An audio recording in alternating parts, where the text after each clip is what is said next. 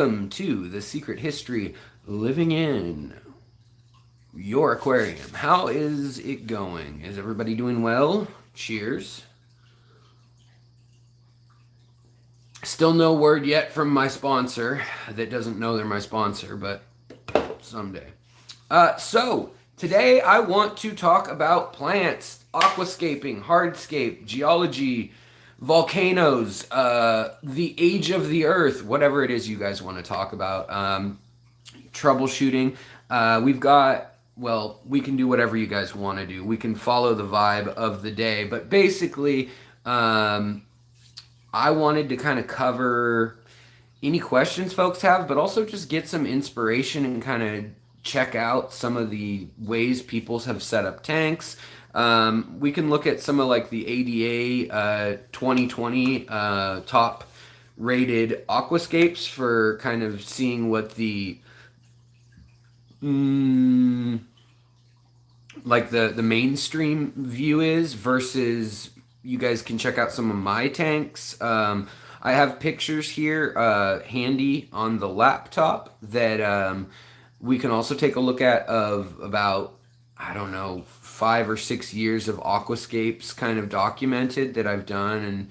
And I mean, I don't mean to say this as bragging, but I've got several levels beyond the Grandmaster Horticulturalist and the Breeders Awareness Program at our local fish society, the GSAS, the Greater Seattle Area Aquarium Society. And also, so I've worked with ponds, I've worked with indoor stuff, I've worked with heated, non-heated, CO2, no CO2, all that kind of stuff. And I go through phases where sometimes, honestly, I'm more obsessed with the plants than the fish. And oftentimes it's a pretty perfect symbiosis of I like both. So, not that I'm a botanist or anything by training, but I have, worked in aquarium stores 2 times, not super long, but for a little while, and then also the hobby has just sucked me in for the last 5 or 6 years. So, Alex, Patrick needs a Dr. Pepper. Well, let me send you one through the screen. Is that gonna work? Yeah. So yeah, let's jump in. I was thinking I could show you guys a couple different styles that I've done. If you guys really want to know what, I guess, science/math, geometry, classical history, in that the reason we like things is culturally subjective. And so, Patrick, you've got a Dr. Pepper. Right on. Glad. Cheers. We can both be happy with that. But yeah, so I'd like to kind of just go over some inspiration, give you guys some ideas for some stuff if you guys are going to be doing the aquascaping contest, which we're doing more immersed growth. So maybe just looking at some different plants, getting some ideas of what colors and textures are out there and stuff like that. So if anybody has any questions, let me know. It'd be cool if they had to do with plants or a controlling algae or hardscape or something like that. But obviously, I'm always here to try to help whatever questions you guys have. So let's jump right in. Let's see who's in the party, in the mix with us this afternoon. I don't know why I said morning. It's clearly late in the day now. Let's see. It's me. What's up? Wow, some of y'all were real early. I always kind of wait until the streams before mine are over and wrapped up. So pardon, I know it said 4:07 and I came in at like 4:15, but that's just kind of, I try to wait until the theater has cleared and the roadies have set up my sound check and all that. All right, let's see here. Nature Aquarium, Steven, Tasha, what's up? Freaky Fish Lady, Holly, what's going on? Doesn't drink soda without Crown. I had days like that, that's for sure. All right, let's see here. Who else is in here right now? Y'all was early. I appreciate it. Early and often, like Chicago voting. It started with two betas in here. Oh, now people are filtering in. Richard McCarthy, what's going on? Let's see. All right, well, I'm pretty close to caught up. Emily, what's going on? Sally Ball's brother, Leah Jet, and another Steven is always good. We always got the Stevens and the Alexes. I guess we got common names, right, guys? Patty, what's going on? 3G, what's going on? Am I missing anything big? If you have a question, also the at symbol, Leslie's Aquatics, what's up? The at symbol and the at secret history living in your aquarium or at Alex always helps. Science Gal, what's going on? Good to see you as well. Jarhead Entrepreneur, right on. You got your Dr. Pepper too? Killing it. Jan Burton, what's up? How much humidity do swords crypts need to grow out of the water or stay healthy? Hope everyone's doing well. Well, that's a great question. So it kind of, well, as you know, as the room gets hotter, it has the ability to hold less water. I know that's or more water. Sorry about that. So as the air expands, it can hold more water, and so the humidity gets more and more intense as it gets warmer. So if you've got a room that's 85 degrees versus a room that's 65 degrees, your 85-degree room, if the humidity is 50%, you really want to look at the relative humidity or the dew point if you're trying to figure all that out and you know what you're aiming for. But the general idea is if you've got a room and you leave your tanks uncovered and they evaporate, a little bit each day kind of thing. If you can notice that evaporation in a week, if it goes down an inch or half an inch or whatnot, then you more than likely have enough of that humidity layer because it's obviously going to evaporate off, which is just boiling at room temperature essentially. The molecular bonds of water just aren't that. I mean, they're strong, but every once in a while they just break free when they get enough energy, and so they just let go and then float around in the air, and that is plenty, especially right above the surface of the water line. That I would say anything over about 50% humidity in your room, you're gonna have a pretty good luck with that. You do want to kind of keep it above. Above kind of probably, it's hard to say with all crypts, but above 70 ideally in the room. At night you could go down to 60, I suppose. And the respiration that takes place in plants, so in the daytime they take in light through photosynthesis obviously, and then they take all the carbon out of the CO2 out of the air, as well as all the nitrogen, because our atmosphere is 71% nitrogen and then 20 some percent oxygen, and other parts are made out of I don't know, bacon and petrochemicals. Who knows? No, they're made up of like CO2 and argon and other trace element gases and things. So the plants, though, in the daytime, they're going to take that. That's why you want, on crypts and other broadleaf plants, you really want them to be able to have their surface area exposed to as much light as possible. And they will grow that way on purpose, obviously, to reach for that and to optimize that. But you also want them to have airflow. So that's why you don't want super dense plants, unless you're trying to do like a shrub or something, like a topiary in your tank. But the same goes for underwater as above water. But you can see here, I've actually trimmed down that anubias so that these leaves can transpire and respire. But basically, they've got little holes all through here that go into the veins of the plant. And when we start getting this tank, I just turned the CO2 on for the day, but you can already see there's some little bubbles coming up. So in the daylight, that's oxygen. In the nighttime, you're going to get you're going to get CO2 coming off. And so when you've got these little narrow leaf plants like these ones here, They have a little bit of a different time, harder time sometimes. We've got quite a bit of actual purling going on up there, which is just oxygen coming off the plants. But yeah, I mean, you'll see it like if I break a plant, let's try this right here. So this Rotala H-Rot, we pop it, and you can see the oxygen actually escaping the stem right there, those little bubbles. Well, you need the surface area of the leaves. It needs to be a good balance between light and then airflow around them. Now, if you're trying to get them really dense, what you can do is you can just top the plant. So you can take this top and then replant it, and that will start it at a pretty dense point, rather than the bottom is usually leggier on plants. Usually has more space between what we call nodes, or the place where the leaves come from. And the other thing you can do is you can float them up top like this here too, and you can then allow them to get lots of light sideways, whereas normally, they're going to hit this profile.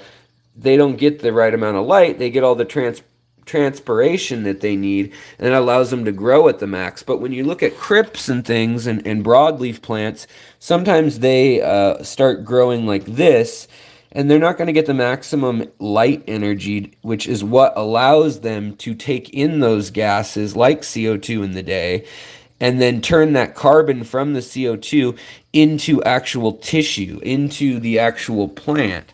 And so you always want to, this is one I need to send to Alan, but this is my favorite plant here, period. And this is the Logonandrum eboldi silver, very rare plant, silver powder. And I make sure that this one has lots of room around it so it can get all its nutrients from the water column, from its roots also. Now, crypts are going to be a big root feeder too. They usually have a nice tap root that is the long one that anchors a plant.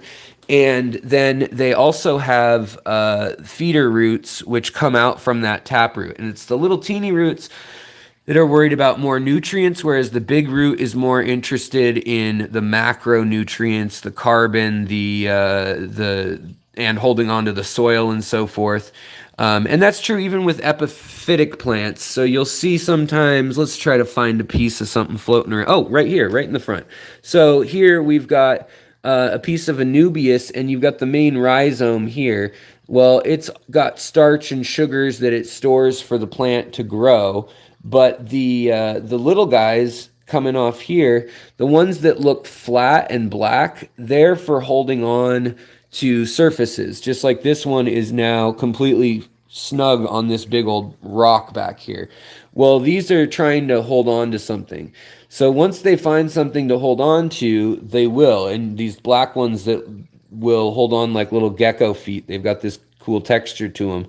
But these little white ones, and lighter color ones that are kind of spindly, they'll start growing all sorts of little forks on them, like you see here, and they're more rounded generally in plants than flat, and they will be the ones that are trying to suck up all the nutrients, even if they're just in open water. So that's a sign that your plant needs more nutrients in the water column, is if you're seeing that it's reaching out, trying to put a bunch of these out. Like right now, this plant clearly wants a home. It wants to find, something to stick to and hold on to.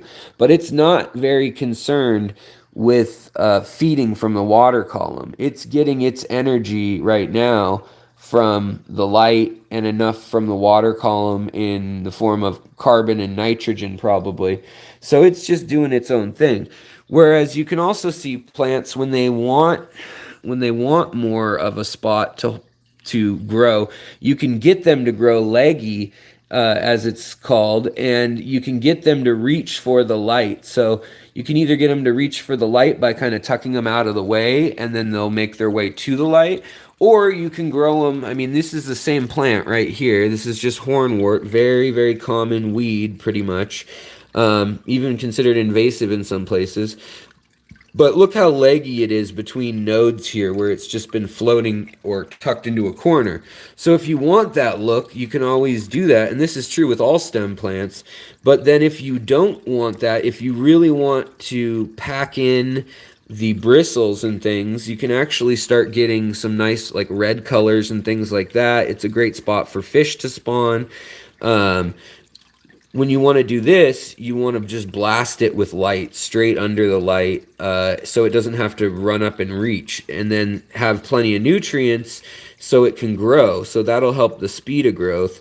And then, of course, phosphorus and phosphates are what control plant metabolism, how fast they can grow, along with potassium. And then the CO2 or carbon or fish's breath or any other carbon compounds that are in your liquid carbon or whatnot, they're all available once broken down by microbes, or depending on the state they're in, they are then rearranged to literally build the scaffolding of the plant, the actual main structural rigidity of the plant is almost all carbon, and then also water too, inflated with water essentially.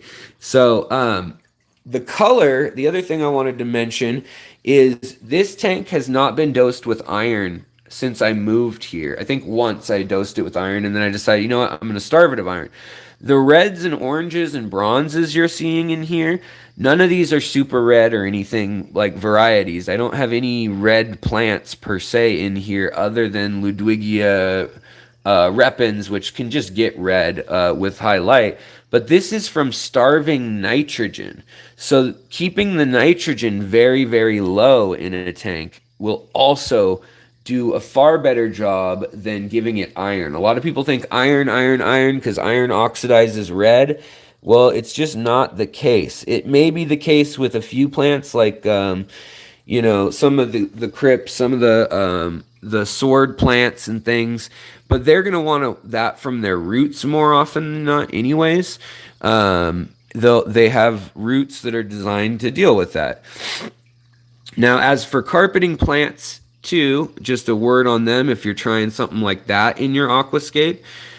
The real trick is highlight. You really just need to blast them with light so that they don't feel the urge to run or grow up tall. If I cut down the light intensity here, these hydrocotyl would not be so short. So if I cut the light intensity in half, they would start getting taller and the pads would get bigger. They would start using more carbon out of the environment and not worrying about their micronutrients quite as much. You can really see some of the purling going on here now. But in any case, yeah, so then they'll reach up for the top. Like these ones in the back, they haven't had as much light. They've been tucked away. And so when you start kind of unpacking what's back here and what's growing, you'll see that it's you can see in some cases, like Rotala mini butterfly, it's a very tiny plant when it's got the sun it needs, the light it needs. But when it doesn't, it puts out bigger growth, and the growth is more spread out between the nodes. And then you'll also get this, which here, I'm just going to break this off to show you guys. This is a classic case here of, this is a Rotala Vietnam purple. And this is classic in what we call legginess, and that's when the bottom is in the dark and it knows it's putting all its energy towards the crown of the plant. And so if you want plants that are bushy all the way down, you either need to keep them in the light and they're going to grow a little slower. I know that's counterintuitive. Yes, light helps plants grow faster to some degree, but a lot of plants, the plant decides whether it's going to grow fast or whether it's going to grow quality. And so in some plants, they'll get nice and bushy, like the Rotala wallicias and things, or this is actually Pontanal, Ludwigia Pontanal. But these are Rotalas over here. And they then start putting their energy into the bells and whistles, the pretty colors, and the denser look. Now, when they're growing in the light and they don't have enough liquid nutrients or root nutrients, when they're saying, I'm growing at max speed, I've got everything that I could want. I mean, I'm nice and purple, I'm putting off little bubbles of air in the day, and at night I put out CO2. they start putting out these, which are more little runner roots. This is a sign. When you see these, you can cut them, but it's a sign basically saying you need more micro nutrients. Probably getting all your macronutrients, but you need more of your, zinc, manganese, all the little trace minerals that each plant uses for various things. So that's just a little bit of a primer or a heads up on like what's going on, why this tank isn't all red right now. The other thing that you really want to think about controlling is I could make this tank very red if I reduce the number of fish. Right now we've got quite the school of these ember tetras and the glass bloodfin tetras. But that means that the nitrogen is going to be at, 30 to 50 parts per million with my weekly water change, plus all the catfish and plecos and cichlids that are in here and the gouramis. But if I were to really knock down the nitrates, you can get these plants like this hygrophila here, as you see here, between light and just lower nitrogen, it will start to densely pack in the pigments. The video I put in the community tab talking about what makes plants blue, purple, or red, the pigment, it's true in veggies and berries, but it's also true in our aquatic plants, and it actually kind of follows through the food chain all the way into our fish too.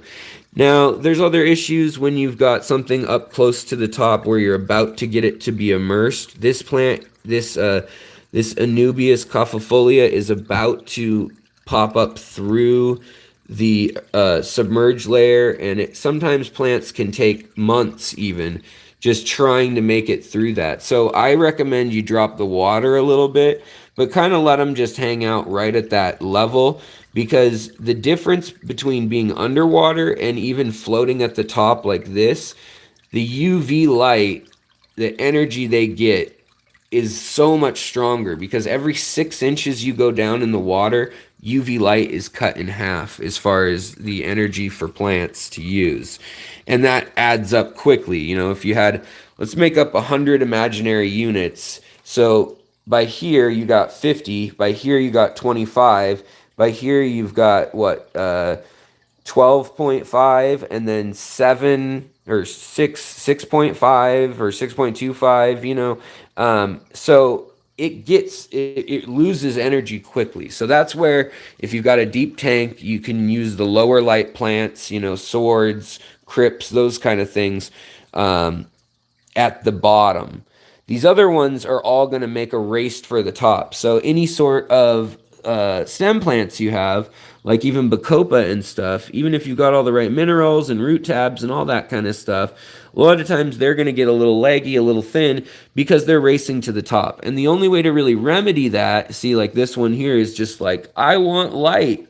And it also wants nutrients because it's cut itself off from the nutrients in the soil. It loses, this is why right here, because it came up from the soil. So that's why it's putting out these runners, is it's trying to establish a new root. It's trying to hold on to something, establish a new root. And then when you see this dark area starting to grow, that usually means the plant needs to be broken off there. It's mushy, it's soft, and this plant is ready to either be replanted, or you can, and the cool thing with stem plants, most of these, is you can actually bury them completely. Leave a few leaves and a few of those runners showing just there and there, and you're going to get 1, 2, 3, 4, however many of those little side shoots there were, you're going to get those growing up as they try to reach for the light.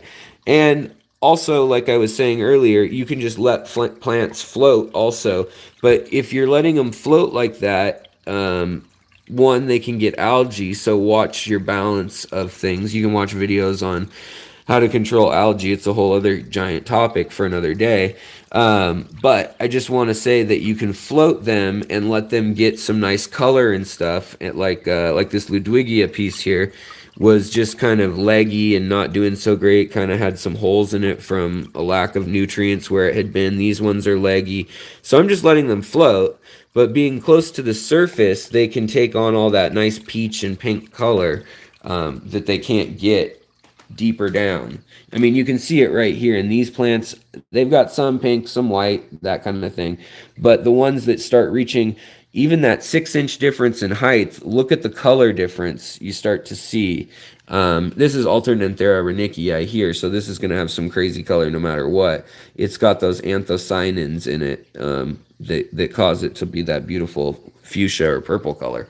But other plants also use like beta carotenes, carotenoids, things like that. So, all right, I've neglected chat for a moment, so let me switch back to chat mode, see what's going on, and then we'll look at some actual pictures of my aquascapes for more composition and ideas like that. Muppet, what's going on? Stephen the Truth Seeker, Xanadu, what's going on? If we could get a couple likes in here, I'd highly appreciate that. We've got like 50 likes and like 100 people.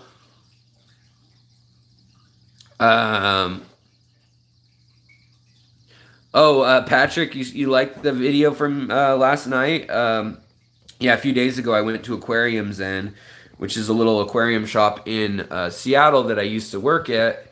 And Steve is who actually taught me a lot of what I know about aquascaping. He's a really good aquascaper, and he learned from Takashi Amano when he was still alive. And he's been aquascaping since the early 90s when he was a teenager. So definitely a wealth of information. Richard says, Alex, bit of a random question.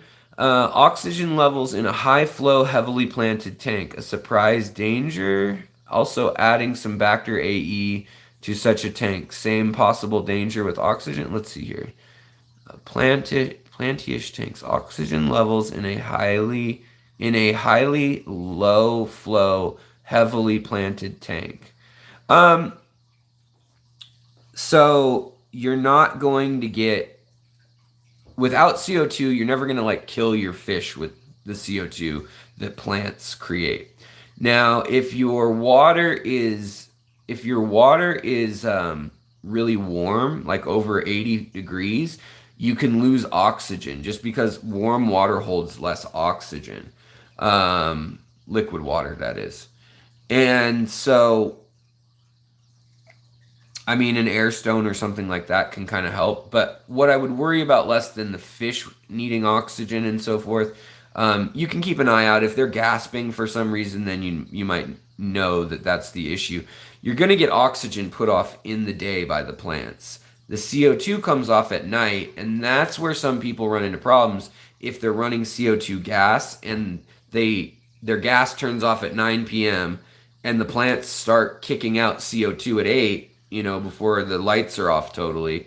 As they move into that phase, you get this big spike in the graph, if you were to plot it out, of the amount of CO2 there, and that can actually suffocate fish in worst case scenario. But usually you need to be running some serious CO2 for that to happen. But what I would be concerned about with more than that is if you've got the low oxygen saturation. That means you've got low flow and no surface agitation. That can happen if you have too many floating plants. You can kind of trap the gases in the water. You don't get that gas exchange at the aqueous surface.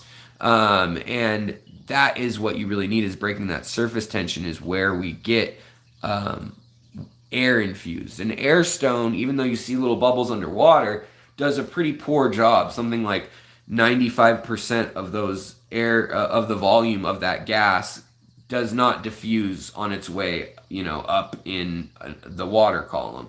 It depends on how far it has to travel, but it stays together. Water, is a polar molecule, and so it basically forms this, bubble, but cage around the gases as they travel. And along with pressure, it pushes like-minded elements and gases stay kind of together in clumps. That's why little bubbles form big ones, and then, kind of make their way up. But the more little bubbles you have at the surface, where the surface tension is then popped apart, basically, when the bubble hits the top, that makes a mini vortex every time. And that's where you're getting your oxygen or CO2 or whatever, is really at that surface level. Unless you have like an ionizer or something, or what's it called? The two electromagnetic plates where I might just it's got another name, but I'm trying to think of what it is. But you can create ions and actually diffuse more energy that way. Isabel, hello, welcome. Dominic, welcome. It started with 2 betas. Shout out to Kat and AJ. I hope you guys are having a good day. Um, let's see here. Left my heater unplugged after a water change. Ended up triggering my first cory spawns. Any suggestion for hatching eggs? Well, they're gonna hatch quick. They hatch in 3 to 4 days usually. If they turn bright white, 1 or 2 or 10%, 20%, that's just fungus. That's just rot. It happens to a lot of us. You can remove those eggs because cories will tend to predate on their own eggs, as will any other fish that the egg fits in its mouth almost, and snails too. Shrimp do a good job of cleaning eggs generally, though. And then you can put it in a cup. You don't even need to really aerate it with their eggs or anything most of the time, most species. And you just let them hatch. And then once they are babies, the first 5 to 10 days is really the critical time. They're going to be the most fragile then. But I have a couple videos on breeding various Corydoras species, and check those out. They've got lots of info on the details of how to kind of avoid some of the pitfalls and stuff. Richard says, I think Bacter AE ate my oxygen and took a couple shrimp with it before it turned my air stone back. Let's see. Oh, before you turned your air stone. Bacter AE, I'm not exactly sure what the byproducts are. Could be, though, that the bacteria is making some sort of carbon, just like yeast and fermentation type stuff does. But I've never had that problem, even in tanks without any oxygen or any water movement going on. We'll get to Aquascape soon, I promise. But just trying to get some. We'll just try to get through this round of questions. I know the lights are off in here right now. I was giving everybody a break. They're union, so they really want their pay, and I just couldn't do it this week, so we had to kill the lights for a little bit. Also, another thing that can happen when you're making a lot of changes to a tank, you guys are looking at me still. This foggy thing. If it's not just substrate kicked up, what it usually is it's dead bacteria. So it means that you probably had too much, or not too much, but you had an abundance of beneficial bacteria on your surface areas, in your sponge filter, in your hang off the back filter. And there was a spike in ammonia or nitrates at some point, so it grew like crazy. You got a big thick mats, colonies of that, and then all of a sudden it took care of it. It ate all the ammonia, and you have no more ammonia problems to deal with, and the bacteria dies, and the little bodies have little exoskeletons, and the little exoskeletons are made out of cellulose and cytoplasm and protoplasm and ectoplasm, not actually ectoplasm. Boy, I need to scrape some of these tanks. The sun's getting the algae on them pretty good now. But yeah, let's see here. Working my way down. Steven, Misfits, how's it going? Freaky Fish Lady. Can a baby tadpole stay in a tank with guppies and glow light tetras? It can, depending on what the tadpole is. If it's like a bullfrog or something, that thing is going to eat your fish quick. There will be an age where it turns vicious and just eats everything. If it's just like a little tree frog type thing or something, then you're probably okay. Just make sure that it doesn't fit in the mouth of the fish, because they're a pretty irresistible little lure. Emily says, thoughts on alocasia as being an emergent growth in a tank that will house a betta. I worry about toxicities of some types. That's a plant that I don't know as far as what the toxicities are. So I would recommend looking that up online, but I off the top of my head, I don't know. I would have to defer you to somebody who's more talented in that field, maybe an expert, such as Crystal Castleman, some of her work, or Tom Barr. It gets really tricky if you're not talking aquatic plants anymore. If you're talking like house plants, then it's like, oh boy, there's so many species, so many variables. I was just looking to see where I had put my aquarium plants book by Crystal Castleman, and it is a phenomenal book. If I can figure out where I put it. When we moved, I moved everything, but that's usually one I'm reading a lot. So it has pictures, though, in it that are second to none of anything I've found of just great immersed versus submerged growth that I was going to try to show you guys so you can see some of that. But you can usually go to Google Images and try to look for that by the Latin name. Look for what it is. Okay, let's see here. Lloyd Daniel says, I have a quick question about DIY CO2. I've been trying it in my tank, and I find that it usually lasts about 4 or 5 days at max capacity, then it goes lame. Yes. There's a reason why they came up with, pressurized tank CO2, and that's really one of the main things is you lose the oomph of that initial reaction of the yeast or whatever it is you're using. You can use other chemical reactions that break apart bonds and then work that way. Okay, well, I guess we'll have to look at the book another day because I'm not going to dig through everything trying to find it and waste your guys' time right now. We'll just keep cruising along with what I had intended, which was looking at Aquascapes, which is all set up and ready. So we'll look at immersed plants specifically, look at different species and see, okay, well, what does it look like? Is that something you want to use? How does it grow? That kind of thing. We'll look at that maybe on Saturday. Saturday I'm going fishing. My wife has some work function and it's a fishing derby, which is weird because no one at her work fishes. She works as a produce company. But it's supposed to be down at Mount Rainier, out on a beautiful farm, and it's a native, a pond that's got native fish in it and some trout that were stocked in it. So I'm curious to see what I catch. I'm going to bring a little sang net and a little dip net and hopefully convince some of her co-workers to be crazy with me and get all muddy and try to see if we can catch some like Pacific Northwest killifish or little mud minnows, top minnows type things, darters, daces. All right, let's see here. Hey, Dragon Lair, how's it going? Let's see here. Alex, I'm adding 1.5 gallons of water a week to each aquarium already. Houston, we have a problem. Oh, with your evaporation? That's pretty intense. Well, actually, that's not crazy intense. This tank in here, this one, the 90p, so it's 90 centimeters across, essentially just under 3 feet. Or wait, no, it's more than that. How long is it? No, I don't remember. Let's measure.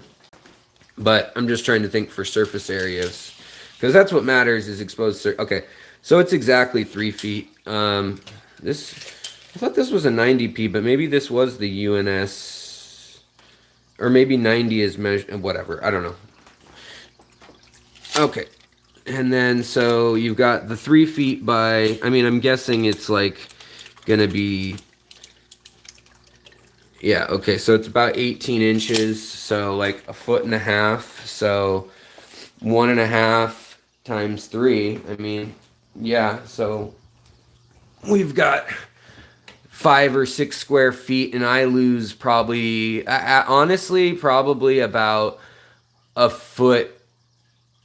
Per square foot, I probably lose 0.5 gallon to a gallon, depending on what it's like in the room. So, you're not far off. I mean, you're losing less than me. So I definitely have to run dehumidifiers. All right, let's see here. I'm gonna really try to speed through some of this because I realize how far behind I am. How do you judge the body condition of hillstream loaches? They're so flat, it's hard to tell if they're eating enough. It is. I look at their bellies. So when they're on the glass, try to look at their bellies. They should have like a little cinnamon roll spiral. Usually they've got kind of a circular intestine in there in most species.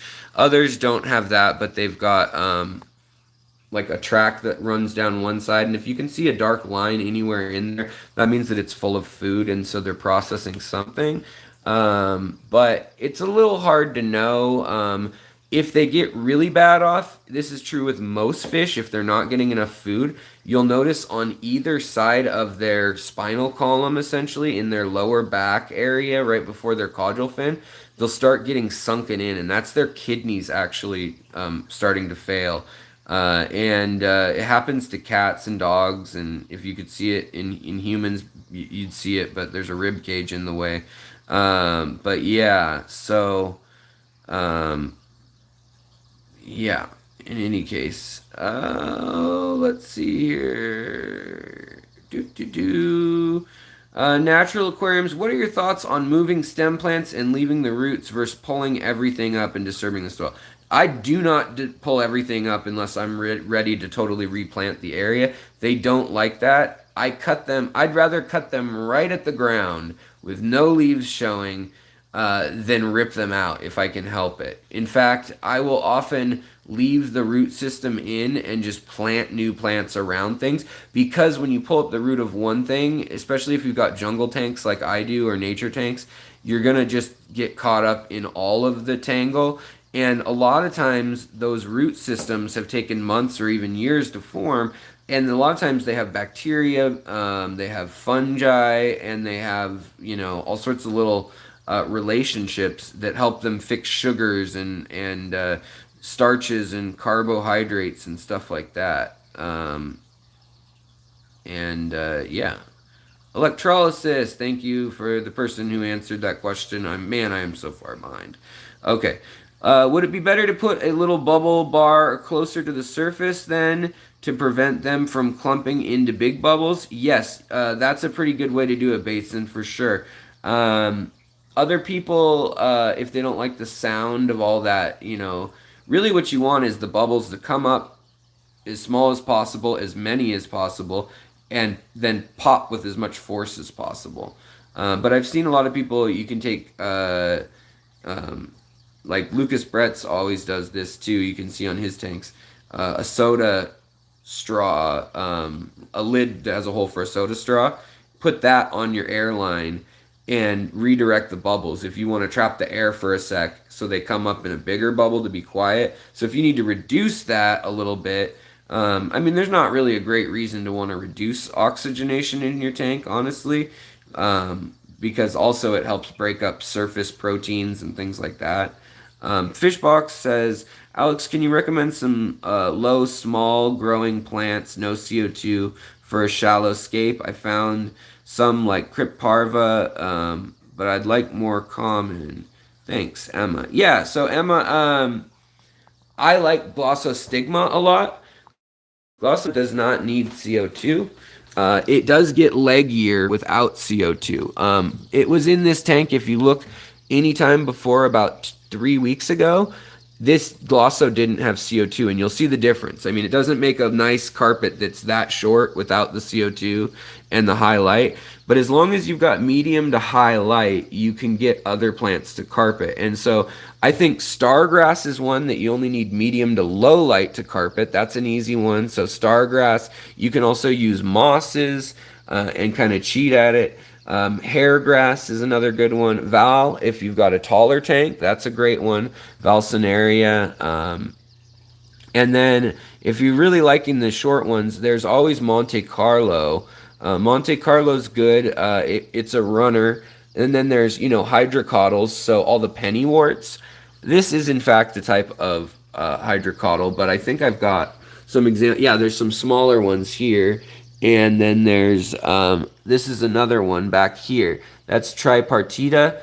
and it kind of looks like four-leaf clovers on a vine, but you can grow it and then cut it and then retuck it in, cut it, retuck it in, and really get a pretty dense carpet.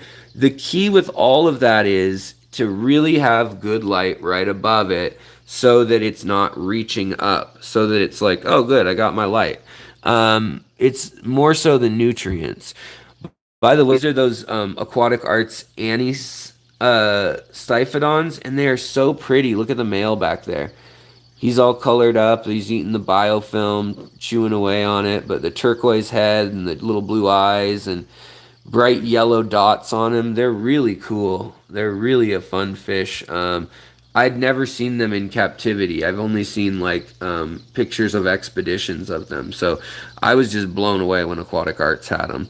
Also, by the way, of course, I'm going to throw it out there, but if you guys need plants and tissue cultures and things, Aquatic Arts is ordering in extra just for the aquascaping contest we're doing, and looking to have in mind plants that do well growing in and out of water. Ludwigias, Rotalas, Kabambas, Bacopas, Hygrophilas do really well. Sword plants do well, but they take too long. Anubias does well, takes too long.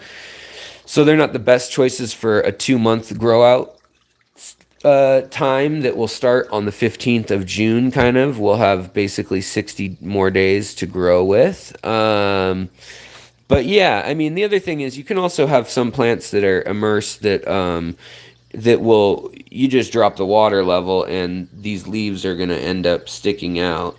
But they do need, like these Crypspiralis here. This one is needs space. I should probably replant it. The problem with replanting crypts is when you touch a crypt, it gets real mad and it dies frequently, like melts completely. So it's really tough in that sense to move a crypt. The other thing about the hydrocotyls when you're trying to carpet something low, they will sometimes, when they do need to reach for light, so these ones got blocked out by their buddies, they will grow up and out. And so these nodes is where they should be anchored into the soil and putting up a new little sprout, a new sprout. But instead they've unanchored and they're trying to all get as much as possible, and kind of at the risk of choking each other out. You can also get a nice carpeted look, honestly, if you're willing to do the work by growing Rotalas, the Ludwigias, things like that, and letting them get these little runners, these little white runners, right up at the top, and then literally just top them every 3 to 5 days in a tank where you've got liquid ferts, or even just good root tabs and then a decent light. The other thing I want to mention before I hop back and we actually look at the Aquascape pictures that I have, and I'll have to just hop down to the bottom of questions and we'll get more questions later, is that the light, you don't necessarily need an intense light all day. What's important is, like this tank, I could do 6 hours a day on full blast with the lights, and then the other 18 hours could be a complete blackout, and I could still get that growth. In fact, I get better growth that way than 12 hours of medium to medium highlight. And that's just, it's just a way plants metabolize things. And they can take it, as long as you keep the lights on for 90 minutes, you can split that up. So if you want it on before you go to work, like for an hour in the morning, or 2 hours in the morning, you could do 2 hours in the morning and 4 or 5 hours at night and have a timer, and then it can be off all day. As long as they have at least 90 minutes, most species of plants will acclimate to their circadian rhythm and get used to that. All right, let me see here. There's super chats that I'm sure I missed. Okay, thanks, Alex. There are videos on Bacteria. It's mostly bacteria powder that eats oxygen. Some say the recommended dosage is 2 times too high. It's great stuff, though. Yeah, I use it for baby shrimp. I haven't seen like a crazy proliferation of shrimp versus just having a well-balanced old seasoned tank. But if you've got a new tank that just doesn't have that biofilm yet, then definitely I understand using it and all that.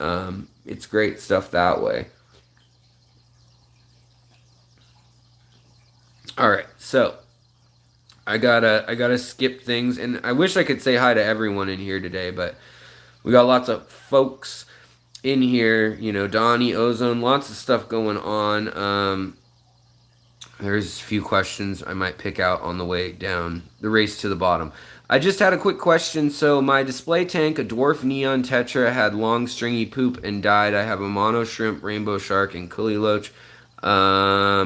Long stringy poop, it doesn't mean anything necessarily. It can mean parasites, but unless your other fish have it, if the belly was sunken in, if it was lethargic and losing color and stuff, then that could be it. I mean, I would treat with levamisole or flubendazole or fenbendazole. You can get them as dog dewormer or cat dewormer if you can't find it anywhere else. But there's other products online. You can buy it directly online usually. Garlic, salt, and lowering the pH, depending on the type of fish, if it can handle it, those can help kind of cleanse out the parasites. Or sometimes it's not necessarily like a worm or nematode, like a really vicious parasite, but it could just be something, an imbalance in their gut biome too. But Metroplex is going to have just a mix of, you know, antibacterial stuff, but you really probably want parasite type things. So while the bacteria, Metroplex also is gram negative, I believe, at least the kind I buy is, like just like Furin 2 versus Furin 1, Furin 2 is gram negative. And gram negative bacteria or antibiotics, gram negative means that it doesn't need oxygen. So gram negative, think of negative, no oxygen. Negative, no oxygen. And so that's for internal infections, gut infections, deep tissue infections, organ infections, bladder infections, and dental abscesses that are deep. Whereas gram positive is, you know, full of air. And that means like skin, like ulcers and blisters, wounds, injuries in the mouth, where that's true for fish, that's true for animals just as much. I get my dip nets online. I could share a link with that too. All right, let me zoom down more. You guys have such good questions today. I wish I could get to all of them, but I want to keep this train chugging along. Xanadu, $5 super chat. Alex, tips on planting stems so close as that glasso. Even with planting tweezers and sand, dirt, mine like to pop back out. Yeah. So what that is that's really me planting them about 1 inch to 2 inches apart. You can go back and look at my deep substrate or anoxic, anaerobic, and aerobic deep substrate aquascape videos from maybe January, I would say, December-ish maybe. And when I did that, what that is that's really just time. So this time, it had gotten really leggy. Look at the video a month and a half ago or so of that same tank. And in the live streams and stuff, it had gotten tall and leggy, and they would pop up. They wouldn't stick in the aqua soil. So part of that is the aqua soil breaks down into more of a silt or a mulm, and then the plants they hold into it better, and it kind of caps itself.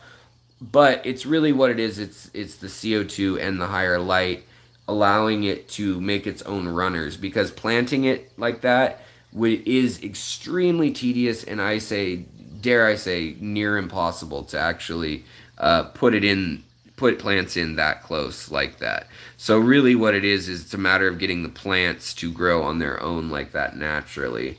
And generally with hair grass, with most carpeting plants, the way you're going to do that is by doing a grid, by doing a staggered grid. So kind of a checkerboard pattern. Yeah. All right. Let's see here. All right, I'm zooming to the bottom. We're at the bottom. All right. Hey Kevin, what's up? Let's turn this around. Let's turn around.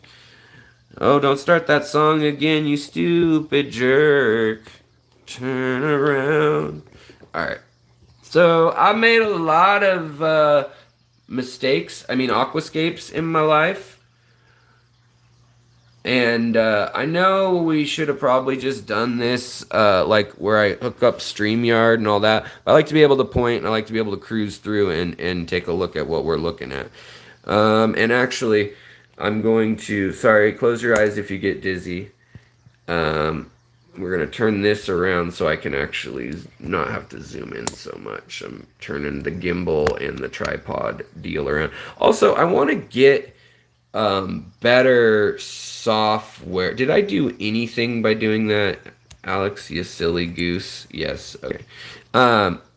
But I want to get a good microphone too. I've kind of just been saving up for that, but it's all in theory on the horizon, folks. And you guys are making these things possible, so I appreciate you so greatly. Thank you. Y'all rock my world. It's like that Michael Jackson song, "The way you make me feel, it turns me on." All right, let's see here. So, let's hop down. So you'll probably notice that, yeah, Alex has a lot of jungle tanks. You goofball, Alex, you. But here's that hydrocaudal in extremely intense lights, extremely intense fertilizer. Yeah, if you have a question, I generally try to get to the comments afterwards too. So if you want to drop a comment and I miss something, I really do try to answer as many folks' questions as I can in the days and time in between. You guys with the super chats and the membership and the watching the ads and watching the videos, you guys really allow me that time to get to your questions. So that's why it really is so valuable beyond just, paying the bills and all that stuff that adults are supposed to do. But yeah, so this is hydrocaudal verticillata, and that's the same one that we were looking at in the other tank. Here's the same rotalas. This is an older tank. And again, I topped them and then planted them. And you can get a pretty good carpet going. Laura, thank you so much for the dancing pair. Oh, what's up, Jason? We got a fellow aquascaper / plant nerd in the house. Redfish, bluefish. What is all the racket in here? You wait until your father gets home. My father's never coming home, Jason. You never come home anymore. You're always out on your island with your store. Let's see here. Come on, Google Drive. I believe in you a little bit. No. Houston, we have a pain in the butt. Aha, there we go. All right, so here's that same tank. We were zoomed in, but just to give you an idea, this would be a tank where you would get some crazy immersed growth when this hit the top. You would definitely. Why won't it let me scroll? No. Let's see if is there even a scroll bar over here anywhere? Probably not. That would love Max. Uh-oh, you guys can see how messy my graphic design artboard is. It's a mess. There's some Limnophilia aromatica. These reds, easy, cheap Ludwigias. Thanks for reminding folks to hit that like button. Hit that like button like it is a bong and you are in 8th grade. No, that's too young. I would never condone that. Like you are 21 and in a state where it is legal. Let's see here. What I was going to say is, too, you can actually crank up light so strong. This was kind of an experiment. I don't know why this isn't focusing. focusing. Focusing. Do.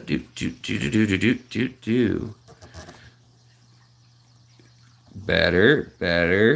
Good. That's it. All right. So, you got this red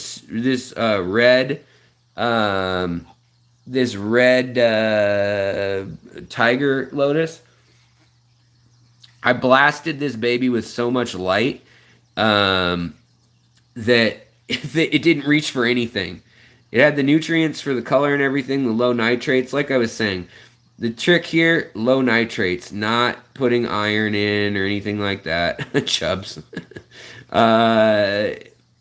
Forget about the iron. Everybody wants to put freaking iron in everything. Like Arnold Schwarzenegger pumping iron. Forget about the iron for now. Most people don't know what they're doing with the iron. They just buy it because it's one of the things that they heard that they might need. And by no fault of their own. It's the industry just really wants to sell you. Sorry, gimbal issues. The industry just really wants to sell you the iron, the nitrates, the this, the that. Even in the all-in-one products, they never include iron, and that's because you don't need it. Unless you really know what you're doing with some choice plants. So, sorry about the resolution on some of these. I can share these in higher resolution, like in the in the community tab, I guess. But yeah, so all this was gonna be, and it got immersed right after this picture. But this is all very similar to the stuff that we were just looking at in my other tank. But this was all a low-tech setup. This was just, it had a very strong light on a small tank. This was like a 12.5 gallon tank. And that's what will happen if you've got just blasting it with light. The same tank, I backed it off and I let the nitrates rise, and you lose some of that red. Why is this not focusing? I swear there is a conspiracy not to focus on this screen because they want you to use their plugin, but I want to be able to point. I guess we'll have to use StreamYard next time again, but because that looks like poo-poo. Can we get a different angle on it maybe, and maybe it'll look, it looks a little better. Still pretty janky. All right. So up here, a lot of people have this problem with immersed growth that the plants will just run along the top. You really need to prop them up to get them to get immersed. Like this is a hygrophila. Actually, no, it's a Cardinalis lobelius. It's not red or purple or anything. It's just there's too many nitrates and not enough micros in there. But all these rotalas up here, you can see I had been cutting off the crowns and replanting them so that they would grow dense from the bottom all the way up. And you just keep doing that, and you'll keep them nice and dense. And that's just one more little trick that everyone uses. But you can really get colors. Like here's that same tank when I had starved it of nitrogen completely. Like really starved it of nitrogen. And that's not the iron, like I said, it's the lack of nitrogen. But you can see here, this is a telltale sign. Like when I'm judging the Aquascape competition, I didn't have enough ferts in the water of my micros. These white roots, these runners, they want nutrients. That's what they're trying to get. And seeing that pink, knowing that it's already low on the nitrites, what I do is I never worry about nitrites. In fact, usually you don't want nitrites in your tank, right? You don't want many anyways. So I just rely on my fish for my nitrites. I never buy nitrate enriched all-in-one stuff. Easy Green I use once in a blue moon, but the only thing I don't like about it is that it's got nitrates in it, and I just don't need them. Your fish make nitrates. Lots of things make nitrates. So if they sold one without that, I would really be happy. Now here's like this is a beautiful Crypnuri Rosen Maiden that the light's too bright on, you can't see. Logonandra carolensis here. Here's those again, the tiger lilies. Here is Limnophilia aromatica, the giant version. Here's Kabamba furcata. There's also some random Persicaria in there, Sao Paulo. So here's the peak of, I guess, when you if you were to, what's the word, like roid out your tank, like put it on overdrive with the crazy strong light above. This is 2 twin star lights of the highest order above a tank that's only 12 inches deep. And then this is ADA fertilizer with root tabs, and then I had CO2 running at this time, almost no nitrogen, and then I was using ADA Brighty Green and ADA Brighty Minerals. They used to call them macro and micro. And then they would have iron and nitrogen too. But they sell them like this. They're pricey, I have to say. They're not cheap. They're like $20 a bottle, and you go through them, like if you're using them, you go through them fairly quickly. You can buy all these ferts in the what do they call it? The measured dosage route, something index, the estimated index, I think they call it. Where you try to figure out what things need, and you actually buy every substance, and you can buy like, potassium in its pure form. Well, not potassium. You actually have to get an organic compound. If you had potassium in its elemental form, it blows up when it hits water. It blows up in the atmosphere. And Green Ghost, thank you kindly. I appreciate it. Tasha, you have a wonderful night, and I hope you have a wonderful tomorrow also. So I'm not all about fancy stuff. I'm not all about these bright colors and things. Here are some of the same exact plants when you do not subject them to madness and go down that rabbit hole of, I'm an aquascaper. I think you can get a really beautiful, crazy, chaotic jungle texture. I mean, here is Sergio for size. This was in my big 40 bow front when Sergio was still middle-aged. And you can see that I've got Barclay longifolia here, doing well. Sword plants with the big broadleaves. There's the same Anubias cophifolia plant that is up there right now. That's how slow these things grow. I mean, it started as just a small little plant, but I've moved it around. Now it's a big plant. This is Madagascar lace. Great texture. I just love playing with texture.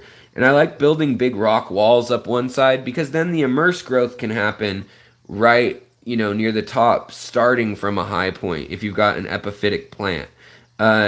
This tank here had no substrate that was active. It was just gravel and years of fish poop, as in mulm.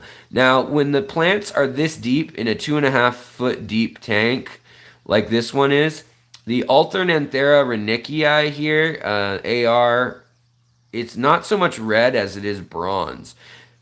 Part of that is the way we interpret light. Like light coming down through the water column scatters and doesn't reflect red back. It absorbs it. And so we just don't see it as well. And then in here we've got stargrass, and that was one I was saying is a great carpeting plant. It carpets up to 6 inches thick, so you kind of need a deeper, bigger tank if you're going to use that. You can use it in a small tank, but you just have to trim it like daily. And I'm not kidding, it gets that crazy. But it works well in a deep tank because it stays lush and dense even with the low light.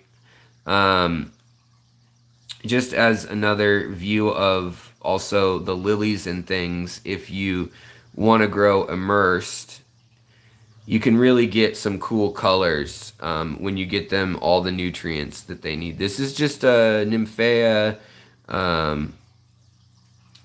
Xanthorum, I think is the one this is. But it's just a rainbow. It was like $12. And then here's the Cabamba Fricata. Wait, no, this is Cabamba caroliniana, the purple one, the purple and green. But I mean, this is all right at the surface, and this is kind of when the plants take a moment. They'll slow their growth, and they're getting so much nutrients right at the crown of where they break the water that they don't need to keep reaching up out of the water. So if you start getting to that point, you can cut back on the CO2, you can cut back on nitrogen and I mean various things that you're giving them. They still need their trace elements, but after they break the water line, they have so much more access to energy in the form of carbon and oxygen and nitrogen that it pales in comparison to anything that they're getting from your tank. So you can kind of focus on the micros, and that will sometimes help give them a push. Here's that same plant again, just chilling low and slow in a darker tank. You can see I added a bunch of fish. We've got floating plants up top. We've got just a mess of a jungle tank in there. But everything's real dense. It's because we got the highlight. Here's Limnophilia hippodroids in its full happy place.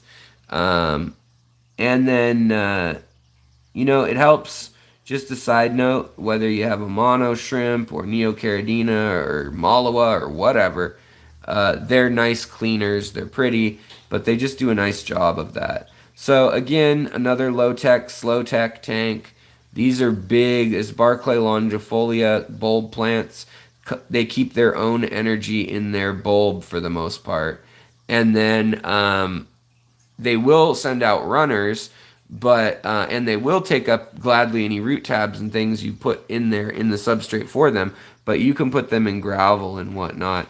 And what I like doing on tanks like this, you can have a low powered light, but you can use things like Java fern, water sprite, wisteria, things that typically grow like weeds. You can slow them way down, and you can kind of control them a little differently. Like in here's the same tank, so you can kind of tell what was going on. But I've got the scaffold of this manzanita piece, and what I'm using is floodlights. These were $12 each, floodlights for the house, LED floodlights, and then gravel, as you can see down here.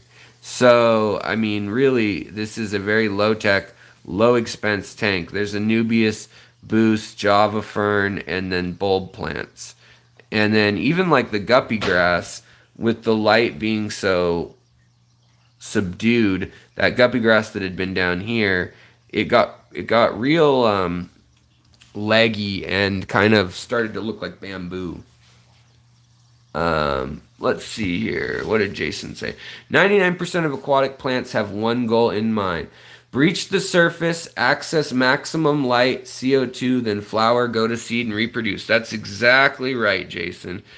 When we tromp and replant again and again, we are robbing plants of their goal. Therefore, CO2 injection is most helpful. Totally. Jason is a pro at this. He knows all the Jedi mind tricks to abuse your plants into submission. And honestly, trimming plants and things, while like what he was saying is true, like there's a certain level that we know that we're abusing plants. We know that trimming them causes them to put their energy back into certain areas. That's not ideal for the species reproducing. It's ideal for our desire to have a dense crown or whatnot on the plant. So I just wanted to show you again like how I lay out. This is just an example of one tank I did at one point. You can see that these rocks were not, it wasn't about the hardscape. That's why I like to see before and afters. One thing you learn when you're really new at aquascaping is you spend all this time planning on the rock and the structure and how it's going to look. And unless you're using carpeting plants and very few, or like maybe some crypts, but short stuff and trimming it all, this stuff's all going to get overtaken in 2 months anyways, which is fine. But just remember that you're using these for the fish, for the flow, and for structural rigidity. You're not going to be looking at this thing. But I like to do the little spine effect in a lot of my aquascapes where there's soil in between. The plants can kind of wrap around these things, and then fish can kind of weave in between. They feel safe that way. So I enjoy that. So then let me show you from there. Then I don't know what's what in this folder right at this moment. So then from there you can see it just kind of looks like it fell apart. Like I think I moved this rock over to here and made kind of a rock pile, and that's like 2 months in or a month in. And then after a while we get to this stage. You can't even see that spine that I made. The manzanita I took out, it was in the way. Put in pleco housing, but here all the aqua soil still has room to be carpeted, and that's what we'll see as we continue. This tank grew in nice and dense. Now this probably took a good 4 months to go this crazy. Yes, natural aquariums spend a bunch of money on Dragonstone, then never see it again. Been there, done that. It's so true. Don't use expensive stone, guys, when it's going to be hidden. Now the Starogen bellum, or Starogyne bellum, I don't know how to say it, but that's one of my favorite. And then this one Jason gave me, actually. These are Persicaria Sao Paulo. Very slow growers, needed a lot of open space and light. Mine got choked out, and I lost my version of them, unfortunately. But you can see here with the angelfish, you can kind of judge the size of this. This was this tank in its first iteration before I rescaped it totally. And had that spiny look as the frame within the big hill here. This is Logonandra meboldi red. Big broadleaf plant, which then gave some shade here. And we got the AR minis, the hippodroids, Limnophilia aromatica, Potamogeton gayi, which is a very cool grass that turns colors, Rubens, Ludwigia super red, more stargrass here, and then also some Polaris Eriocolon. But yeah, so this tank then goes on to grow in nice and lush. I mean, you can see with the angel's size again, but grows in really lush. The Ludwigias and things start to really show off. That Starogen bellum gets, or Signanthium, that's what it is, Signanthium bellum, gets real crazy looking. It needs, again, water flow and nutrients. So this tank here, at this point, had no CO2, but it did have a power head, it did have a canister filter, and I was dosing daily with ferts, plus it had root tabs, plus it had a fairly deep substrate, probably 4 inches, maybe a little deeper, with the root tabs and things. And you can see that the grasses, I like to plant up a background, and then these ones that aren't, the plants that are in the corners that aren't right under the light, they may not have the intensity, the red intensity and stuff. They may be more brown or bronze or yellow, but they reach for the top, and they're going to crest first, as well as this Bacopa colorata here. And the other interesting thing, see this plant right here? Right in here. That is the big, 2 years ago, that is this sword plant. And just to give you an idea, if you have the time, if you have the space and everything, boy, look at this school going on up here. Love it. I'm probably going to have to really stay up on water changes, but these guys will let me know how they're feeling by how bright orange they are. You know, if they start to lose their orange, then I'll know that they're not happy. But so remember that sword plant, and then we pop over into here. And yes, someone said this light looks precarious. That's because it's precarious as all hell right now. Sorry. It's because I need to mount it up under here because we've got the beautiful platinum Episto cockatoides here, double red platinums. And then we've also, in with them, we've got baby Turkana jewel cichlids. Already the Turkana jewel cichlids. Thanks a lot, Kenny, Danikin. I mean, I say that both facetiously and seriously, but they're already getting mean to the point where they need their own, they need a tank like this. I think it's going to go up there. But yeah, you can see those sword plants right here. There's not light up there. But man, sword plants will race to the top. And a lot of times they'll curl and hang out underneath the light for a while like these did. Or they'll go for even a reflection of light. Like they really sense light and really know where to go. And same with the spindly stuff, the Potamogeton gayi, the Nymphaea, Taiwanese lilies. These guys, I mean, they get so long, they don't have anywhere else to grow. They grow out and around just like any water lily. And that's when you want to look for where they're going to split. They're going to put out daughters at that point. And then you can replant those. But by the way, look at these beautiful blue Miyuki rice fish from Aquatic Arts. They were spendy, but oh my goodness, so happy to have them, so worth it. They look like the reflective vests that you wear like doing road work or like a stop sign, like that they paint the middle lanes in the road with. They are just bonkers. In natural light, they're even crazier. But they're this beautiful light blue color, and then they just glow. I mean, it looks like they have light in them. And this is on a live stream, they look like this. It's just crazy. So they're still a bit young, and I didn't put them outside because I want to be able to see when they start laying eggs in this moss. And so yeah, there's that. But another thing, if you're going to do an aquascape where you're going to get immersed plants, it helps a lot when you've got scaffold to build off of like this. You can always glue moss and things like that to any... Oh, look at all the gobies. They're all playing together with the little loach. But yeah, the scaffold effect, it really helps. You can see this moss here is already reaching. It's got flow going on here. The outflow tube from the other room, moss grew all the way up that without me even trying on that one.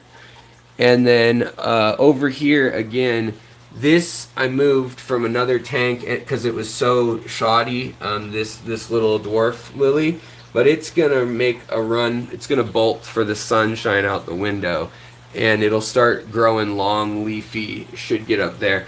But we've got some cyanobacteria under here, so it's growing without oxygen. This type, I would assume, with this deep substrate. So what I'm gonna do is I'm gonna bring some more plants in and plant them, and that they'll bring oxygen with their roots. They will oxygenate their roots around themselves. Again, to show you the hornwort under highlight, like where I'm floating hornwort, this is the difference. I mean, look at how many nodes we have in with the half beaks. Here's that plant I was talking about too, Potamogeton gayi, rainbow variety. It's just a beautiful plant with all sorts of different gold and green and lemon, lime colors, bright, dark, red, bronze, and it you just have to cut it over and over and over, like daily almost. Hold on, like here is a piece of it when it's reaching for the and it's growing out of sand. It doesn't need anything from its roots. It can water feed alone. Basically, if you're planting your plants in sand alone, there's not gravel or something underneath, or years of mulm in your sand, you are basically only getting a water column feeding plant. That's the truth of the matter. Unless you got root tabs, like I said. But here, look at how dense this is. It looks like a foxtail or something, and it's got that pink and red, the hornwort. Hornwort can be such a variable plant. The ones that were out of the light or were in another tank, can look so scraggly and spindly. Whereas, I mean, look at this. This looks like something. I mean, this is like a foxtail. But all the rainbow fish are going to love that, hang out on that, do their thing, do the damn thing. And then here we've got Bulbitis that's crested the water. And that's just because I've let the water evaporate. But what happens a lot of times when immersed plants first get immersed, the cells don't build up enough oil. Their glands don't know that they need to be making paraben and lipid layers for their own good and protecting themselves. And you'll start to feel they're almost slippery or greasy after they get to the surface level. And then they will actually produce that. Then they'll go through kind of a dry phase. And then they start getting the main stem will get more rigidity to it, but with some springiness finally. And that's when they start to actually be ready to crest. Whereas like this crip, yeah, I could set this up, but it's going to wilt immediately. It is not ready yet for handling everything. It needs to develop those glands on them. They're little like sebaceous glands that develop. And sometimes when you floated a plant for a long time, like this Bacopa here, Bacopa is a nice stiff plant, and this will actually, like if I just put it out of the water like that, there's a good chance with such a big meaty stem with a lot of water in it, and such waxy leaves already, that this would actually survive. I wouldn't put it that far out of the water in one go. I would probably put a piece up for a few days and then tie it to something else for a few days, and make sure that it can take care of that, because it also has to build up the capillary action or capillary action, depending on if you're British or American, in order to transport the nutrients up to where they need to be. Whoa, I don't know what's going on here. Some sort of crazy snail sex party is going on in my tanks. Somebody asked a great question in the comments earlier, which is, Alex, 4 or 5 years ago I saw your videos. Some of these snails in your tanks had clear shells. Why is that? Well, we have I'm breaking up their party. We have very, very low TDS. There's not much minerality or anything in our water. And over time, you get snails that grow, and even if they're deficient, you can put things like other shells in and things like that, but they will start to then get more and more calcium in their shells, more and more carbon in their shells, and over time, that whole ecosystem in your tank, the TDS will rise, and things break down. Rocks even break down as plants grow through sand and things. It breaks things up, it metabolizes, it steals energy from what's in there. And hey, we got a Cully Loach hanging. We did. They never hang out long when I have a camera handy. Hey, and my cichlid is back out. Glad the Panduro, she's out again. She's been a little shy since I got the mollies, but I think once I do one other water change and also get rid of, it'll get rid of this cloudiness of the dead bacteria, we'll be a lot better off. Also, I just thought I'd share this. The new betta, Mr. Blue, is looking beautiful. There's a new aquatic arts guy. He just took a dive down deep. But he has built himself, or is working on it, a nice little bubble nest is starting. There's also a bit of a protein film on here, so I just need to watch how much I feed that. I'm trying to think of any other immersed growth that's going on in here. Unfortunately, there isn't a ton, but this is all like in the midst of it.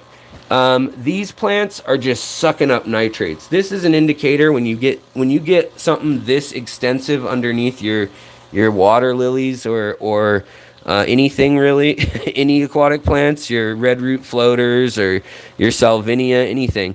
That's a sign that you got some nitrates, homie. You got some nitrates in your water, and these are just soaking them up and loving it.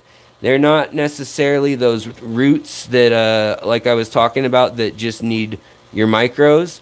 These guys are just trying to take full advantage since they're water feeders. And also you can see everything else is growing well, but there's no red, really no red. Even the AR, the alternate Anthera, is not very red. So that's also another indicator that, oh, the nitrates have probably gone up. And same in the Malungu tank. Now these guys, I thought they would have ripped the hell out of everything, but and they did, but not everything. They've sure kicked up every bit of mulm that I had, even the guppy grass and things, the corkscrew valve, and then I don't know what they did to the root system, but they definitely finished off these. So I think they're chewing on the roots of the big sword. In any case, I'm gonna try to get a shallow little, maybe 6-inch deep aquascaping tank, so that I can get some of this immersed stuff and share it with you guys. It started with 2 betas. Alex, this is exactly the reason why I gave up on aquascaping. Now I am just into making the correct living conditions and leave the aquascaping to the more artistic. Oh, don't do that. It's just a matter of knowing what you can take on, and so many times online people try to show you that they are creating some beautiful aquascape, and it's this incredible thing that it looks incredible. They're buying these plants from the nursery. People like Oliver Knott or George Farmer, don't get me wrong, they do build beautiful scapes, but they also build scapes just for the reveal, just for the build. So you have to know the difference between what's a sustainable tank and what's not. And that's why this contest we're doing, which all the details are in the 2001 or 2021 Aquascape contest, the 2 videos that I've posted. That's what all 3 of us judges are trained to look for. We all have experience in this, and we're all looking for how is it going to grow out? What are the fish going to do? Are the fish going to be happy? I mean, this was a low-tech aquascape that I was really happy with after I got hit by lightning. This was one of my favorites. Heavy manzanita planting, stargrass, not any rare or hard plants to keep, but it very functional. Some super red Ludwigia, some cypress hellfry, which is a longer grass, a few sword plants. In the very back, it was a wall of moss, of Java moss, and then some floating plants on top, red root floaters and water lettuce, and then some rotalas, and a few Hygrophila coriambosa, and a few limnophilias, and that was really all that is.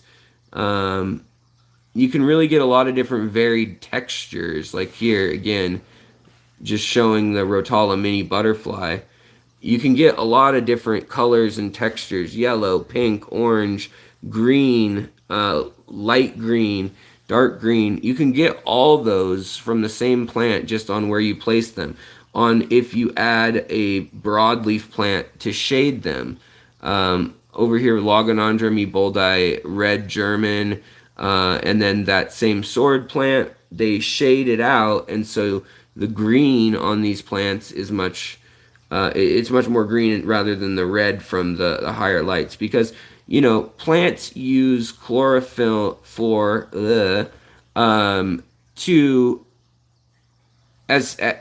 make energy, but they also, the greens, the reds, those things, the pigments act as sunscreens for them too, and they don't need as much chlorophyll if they've got high light already, so they can start putting out those colors, especially when you wind it down to the vegetative wavelengths of light rather than the red wavelengths, and you're only doing 6 hours or 8 hours a day and the rest is dark. They can really start using their energy to create those kind of basically like fall colors, which is a little tricky on equatorial plants. Like, of course, some of them don't want to recognize that there's seasons. But all plants at least have a wet and a dry season. So all plants have at least 2 seasons. Here's just another picture of that same, that I said was low tech, but I liked how it turned out, tank. So you can see there's the stargrass down here, a piece of Boos here, some Anubias here, and then just floating plants above. And a nice piece of Anubias was really the star of all this, with rock, just from outside, local rock. And then here again, more Rotala. There's the super red. So you can make this stuff pretty inexpensively. I mean, you could buy 5 or 6 plants or trade for them. Here, this is all weeds. All weeds, low tech. This is a high nitrate tank. Low light. This was like a reading lamp level of light. But we've got guppy grass, we've got Bulbitis hedulata, we've got sword plants, and there's one nice big crypt here, and it's all in gravel. And then Bacopa, and then we've got Madagascar lace is another one that gives you a nice big presence. Any of the Aponegitans or Apongatons give you nice big bold leaves to fill up space quickly if you need to. But again, you can see the AR Mini was doing terribly. It needed more light, and also it got real leggy trying to reach. But then the crowns were replanted, so it got this weird palm tree look, and then rotted in the middle and lost them. But live and learn. I mean, this is a tank from 5 years ago, and I was able to, here's another one of my first planted tanks when I started the channel, and I've got a ribbon plant growing out of the top, immersed, and then I had Java fern that became immersed soon after, and then slowly just started filling in the little cracks here. Used water sprite. I mean, remember that there's so many plants that we want to go for the fancy this or that, or the expensive this or that. But there's a lot of plants that just, these ones aren't mine here, obviously, but they're definitely professional level. This was a winner recently of the kind of Brazilian style with the wood, and then kind of a little bit Dutch style in that it's planted in zones by species to some degree, and then a little bit of the nature aquarium, slash jungle aquarium with just the way things are. But Brazilian tends to mean that they have a hardscape that is wood and stone. They like a lot of twists and things. But another thing to remember when you're building your hardscape, there's no rules in what is behind here. For all you know, this is chicken wire and like bricks and I don't know, soda cans filled with cement. Who knows what they filled it with to support that. Same here when they build up. This is one of my favorite tanks in the last year, or 2 years I should say. I mean, they just searched so long for wood like this, made a path very wide, playing with perception. We can talk about all these little tricks later, but I've got good videos on the rule of thirds, the golden ratio, forced perspective, vanishing points, all that artsy-fartsy stuff slash math stuff. But this is just stargrass here. I mean, none of the plants here are anything super crazy, but this required a lot of trimming. This is like trimming every couple of days to keep these shrubs, the shrubbery, topped and looking good. And it probably required growing, cutting, replanting, and then topping for a while. So a lot more goes into it than you'd think. Now this is Glossostigma down here that is reaching. In my tank you saw it blanketed, but in this deeper tank you can't get it without blasting light like none other. And then they've got baby dwarf tears or something in there, Cuban variety, that they did have the light for, the CO2 for. And they've got a flowering boost. I mean, realistically, they probably had this, and they were trying to do it in a few tanks, and they probably had 20 waiting and plopped it in right before the photo. There's also a trick that that has been known for a long time. This was kind of one of my attempts at one of the Path tanks a long time ago, using cheap stuff, Logon lenses. And then, oh, I like this one. Very simple, but very cool. They used a lot of restraint in showing the hardscape, but a Star Wars TIE fighter looks like it crashed on Endor with the boost and the moss and the hydrocaudal tripartita and baby tears, lobelia cardinalis. Looks like they must have a decent amount of iron and nitrate in there for them not to be colorful at all like that. And then, oh, here, they did a replica of the Yoda's swamp and Dagobah with the X-Wing and Yoda's little house being like a little Episto cave. So you can get real creative. I also like the Iwagumi, but you guys, some of the tanks that I helped with at money and more high-tech technology, you can really bring out some of the oomph in a tank. When I was working at Aquariums and had all his ADA toys to play with in the Dutch style over there. This was just some inspiration. It's me in Fern Canyon, California. But again, this isn't mine here, but I like this one a lot just to show you guys for the competition. I mean, if you did this and had some sort of mangrove or bamboo or whatever growing out of here, or rice paddies or prayer plants or whatever, beautiful black water tank. That is exactly what nature would create there. I mean, it may look like a mess to some people, it may look like crap, but that is one of the hardest things to do, to replicate that nature and to really, really drive that home and make it look like something nobody would artificially make, so to speak. In here, here's that same bridge tank growing in. You okay, hon? Yeah. What you looking for? What? Huh? Okay, I couldn't hear you, I'm sorry. Again, big Iwagumi scapes that I've done. Lots of big tall stones. Just stones I found outside, literally. Just put them in the bathtub, washed them off, poured boiling water over them a few times.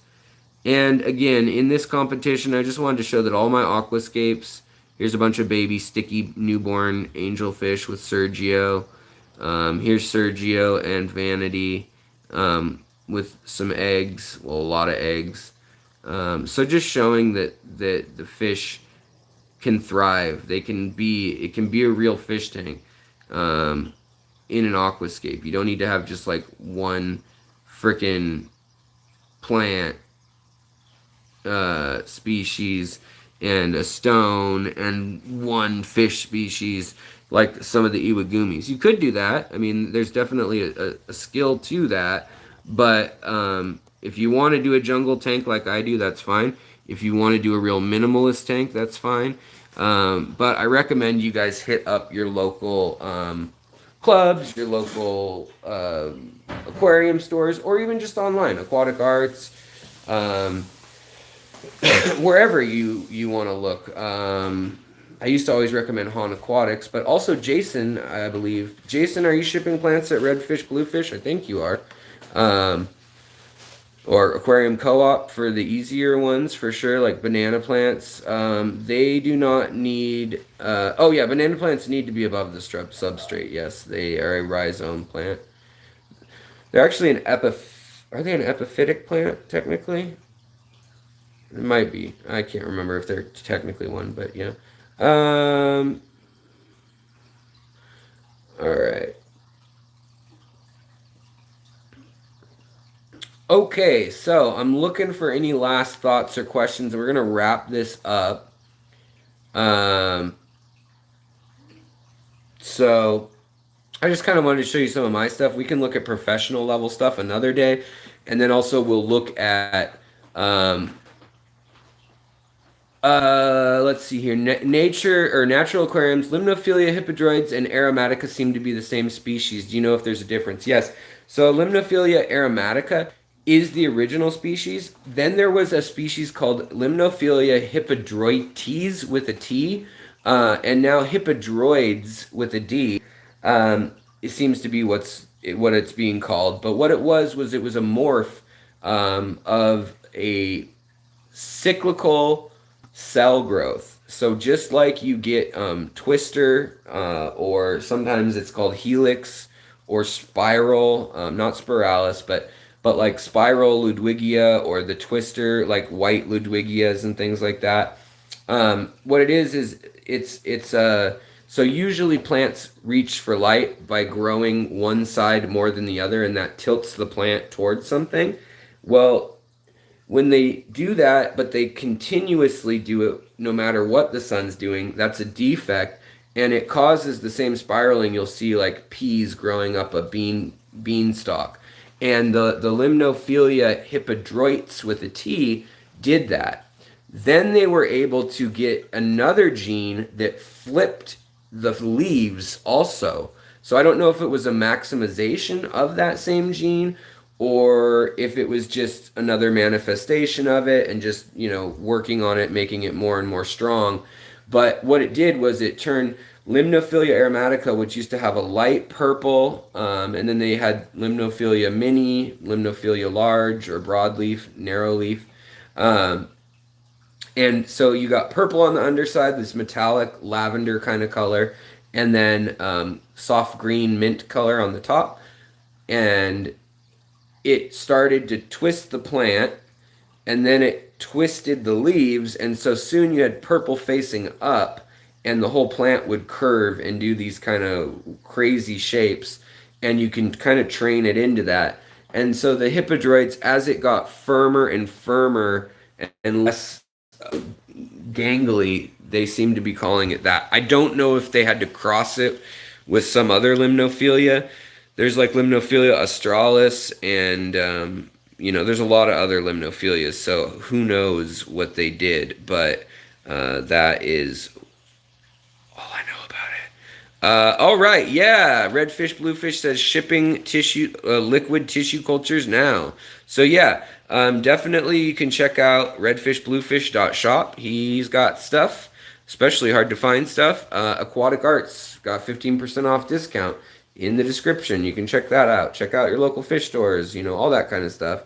Doesn't matter to me where you get them. I got lots of friends now in the business of procuring those. Also Facebook groups, a lot of people are trimming. If you live in any metro area, join your aquarium club, guys. Just do it. Like, even if you hate people, even if you hate joining things, just get on there. I just put out a blast on mine saying, hey, I need a rimless tank. I don't want to pay 150, $200 for a 6-gallon shallow tank. So yeah. All right, guys. Well, I'm gonna wrap it up. Any last questions? We've been going almost 2 hours. We're gonna hit that witching explosive mess that you guys don't want to see. Clean it up. It's just, whatever. So we're not going to do that. But let any questions that you have that come up later, feel free to drop them below. I hope this was helpful and not too crazy and wishy-washy wandery like I tend to do, like I'm doing now, where I'm just wandering. Look, my wife hates it. Look at the hate in her veins. She's always like, stay still. So I need to get a better camera and a better mic. And then also maybe that wouldn't make people as nauseated. Definitely the better cell phone has helped with the gimbal. The gimbal. It's just, I've always got it on float mode, so like it tries to kind of stay level somewhat. It's like the DJI Osmo 1. But when I need to like zoom in or look at things and use the joystick, it responds opposite, like inverted, like pilot trigger. and it drives me freaking up the wall. All right. Well, thanks for joining me. Thanks for holding it down and answering questions for one another. You guys are great. You know, in the chat the other day, I saw on Facebook, or maybe it was in the comments, but two people had a difference of opinion. They both had evidence, they both had sources, and they were going back and forth about their opinions. Nobody was calling each other names. There was no "you're an idiot," none of that. And I love to see that. I love discussion. I love that there's different ways to do things. And I just want to thank you guys for being adults, especially you children that are, you know, teenagers or in your early 20s that have that ability to hold it down better than some folks in their 70s, you know, or whatever. So I just appreciate the attitude we have here in this community and on the channel and all of y'all. And I want to thank all the subs, all the mods, the lurkers, the super chatters we had today. We got 14 bucks, and I'm going to put that towards the new glass. What do you call it? The new for this project, for this competition. So I appreciate that, and all the members. That's just like continuous revenue that always helps. Also, as I've been doing in the past, there's some great books that I've found on Audible.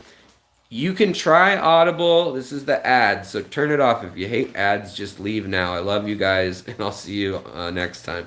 But if you haven't ever tried it, costs nothing to try. If you've ever used Amazon before, they already have your info. You just click on the link down below, and it gives me $3 just for you guys trying it. If you keep it, it gives me, I think, $6. So it's a way to, and that's $9.99 a month, but they give you 2 free books, and basically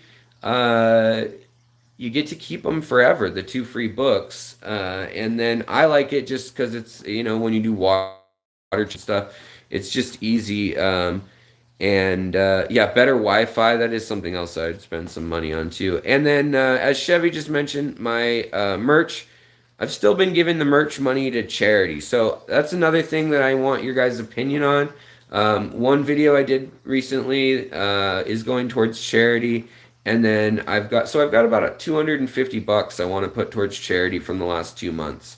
So if anybody has a really good suggestion, I'd like to help either indigenous people and fish, or I would like to do something with plant conservation and anti-poaching. What, honey? Internet's going out. The Wi-Fi's going out. Go ahead. The Wi-Fi is not going out. I'm just on it. But it's slowed down substantially because we're both on it. All right.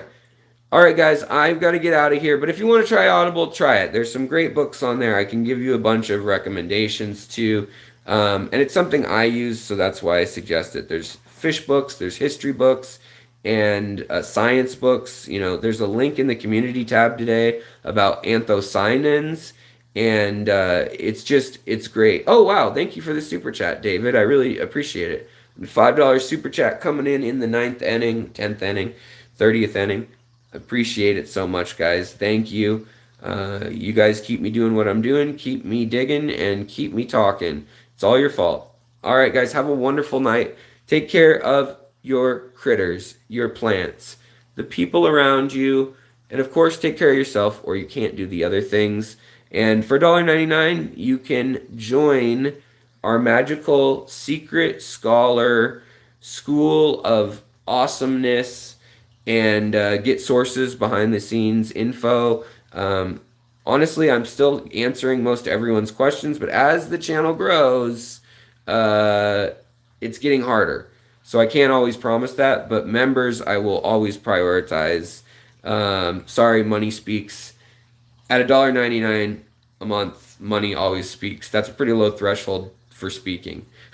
So, all right, guys, I got to get out of here. But like I said, take care of the things around you, the critters around you, the ones you love. Hold them near, value them, feel them with all your senses. Try something new every day, learn something new every day, and then teach someone about that thing every day. And if we all do that, we will have the most amazing, beautiful, productive world possible. So thank you so much, guys, and thank you so much, mods. I love you guys. Take it easy. I will be back I might stream on Friday instead of, and then yeah, I might do Friday and Sunday, rather than Saturday this week. But it'll be at 4 o'clock probably, Pacific time. I'll post in the community the community tab if that's the case. Hopefully on Thursday. So, and I have some more videos coming out, plus an unboxing. So, yeah, we got that and my beta history video that's in the works. So that will happen too. All right, guys, have a wonderful evening, day, morning, week. Till next time, much love. Bye.